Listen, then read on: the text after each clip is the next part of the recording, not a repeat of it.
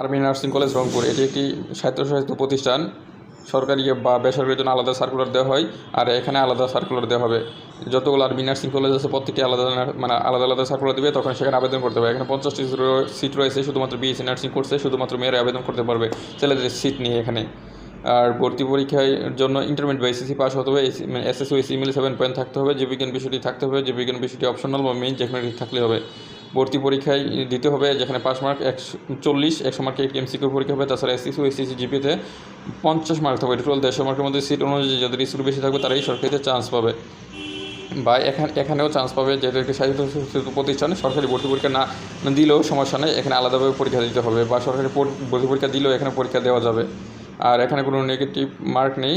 আর ভর্তি পরীক্ষায় second time nursing ভর্তি পরীক্ষা দেওয়া যাবে, পরের বছর সেকেন্ড টাইম নার্সিং ভর্তি পরীক্ষা দেওয়া যাবে। আর বয়স 22 বছরের ভিতরে থাকতে হয়, অবিবাহিত হতে হবে। বিবাহিত হলে সরকারি বা